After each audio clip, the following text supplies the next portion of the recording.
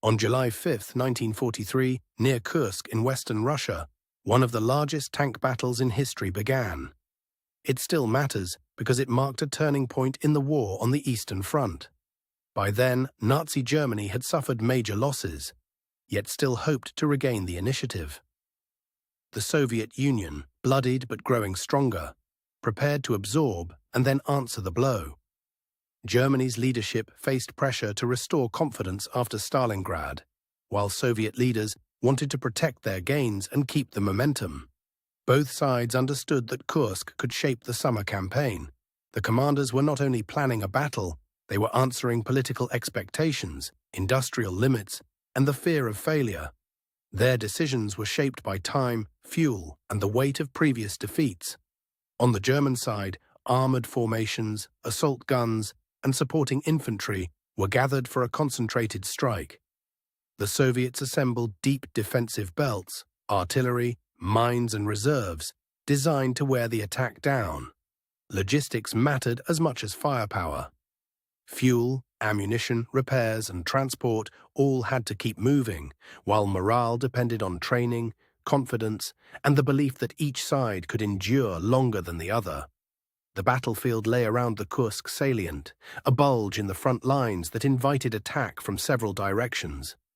Villages, fields, forests, and rail corridors formed a crowded and dangerous operational space. Summer weather brought heat, dust, and long daylight, but the ground had also been scarred by digging and movement. Open fields favored long sight lines, while forests and ravines could hide sudden changes in direction. German planning aimed for a sharp pincer movement, hoping to cut off Soviet forces in the salient.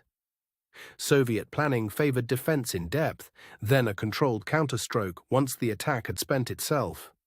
The opening phase began with artillery fire, probing attacks, and the slow advance of armored columns. Progress was measured in fields and tree lines, not miles, as every ridge and ditch could become a delay. Minefields and anti-tank defenses forced the attackers to slow down, exposing them to artillery and air attack. The battlefield became a contest of movement, patience, and the ability to replace losses quickly.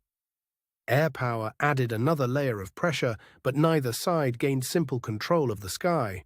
Aircraft appeared in bursts over the front, then vanished into haze, leaving the ground battle to continue below. As the fighting deepened, the pressure point was no single village or hill, but the cumulative strain on men and machines. Each stalled advance made the next push harder, while Soviet reserves waited beyond the first line. The decisive movement came when Soviet counteroffensives began to shape the battle's outcome. Instead of one dramatic breakthrough, the front shifted through repeated blows that forced the attackers to reconsider their position. German formations found themselves fighting not just the enemy, but time, attrition, and the limits of their reserves. Once momentum faded, holding ground became harder than taking it had been. The Soviet response was not a single charge, but a sequence of coordinated offensives that widened the pressure. Step by step, the initiative moved away from Germany and toward the Red Army. By mid-July, the battle had become a test of endurance and command judgment. German leaders faced the risk of deeper losses, while Soviet commanders balanced opportunity against the danger of overextending. The fighting did not end in a single collapse, but the German offensive lost its purpose. Soviet defenses had absorbed the Udar, and the counteroffensive now defined the larger story of the summer. After Kursk, Germany increasingly fought a defensive war in the east. The Soviet Union, though still paying a terrible price, could now press its advantage with greater confidence and scale. The battle also accelerated changes in tactics and production. Tanks, guns, and aircraft remained crucial. But coordination, intelligence, and industrial capacity mattered even more than single battlefield moments. Historians still debate the exact balance between German intent, Soviet preparation, and the role of intelligence. They also qualify how decisive any one engagement was within the larger Eastern Front campaign. Some accounts emphasize the tank clashes, while others stress the defensive system that made those clashes possible. Kursk is best understood as a battle of preparation depth, and exhaustion as much as armor. The human cost was immense, even when shown without the details of injury.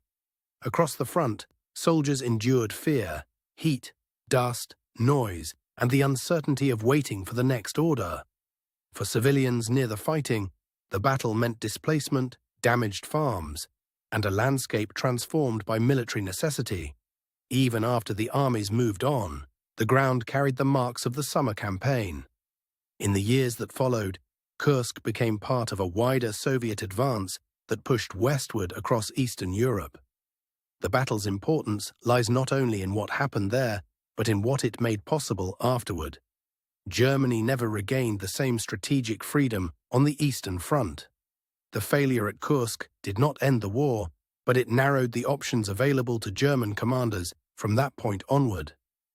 The Soviet victory also reflected a maturing command system that could absorb losses and keep operating. That did not make the battle easy. It made the outcome possible through scale, planning, and persistence. Today, Kursk is remembered through memorial landscapes, quiet fields, and the long shadow of wartime memory. The terrain is ordinary again, yet the history remains close beneath the surface. Visitors can still sense how geography shaped the battle. The openness of the land, the shelter of forests, and the long distances between positions. Those features help define both the danger and the scale. Kursk endures because it shows how modern war can hinge on preparation, industrial strength, and the ability to survive a first UDAR. It also reminds us that victory often arrives through attrition, not spectacle. The battle was huge, but its meaning is not only in numbers. It revealed a turning point where one side's offensive ambition gave way to the other side's growing strength and confidence. For historians and viewers alike, Kursk remains a study in limits. The limits of armor, the limits of surprise, and the limits of command, when terrain and preparation favor the defender. Those limits shaped the outcome. It also stands as a reminder that large battles are made from many small decisions. Delays, supply choices, reconnaissance, and reserve placement can matter as much as the most famous clash. The memory of Kursk has been shaped by veterans, scholars, and the landscape itself. Each adds a layer. While the battle's core lesson remains clear, wars are often decided before the first shot is fired. At Kursk, the front line became a proving ground for endurance, planning, and adaptation. The battle's scale was immense, but its historical meaning comes from the shift it helped create. That is why Kursk still belongs in the center of World War II history. It was not only a battle of machines, but a battle that helped decide who would seize the initiative next.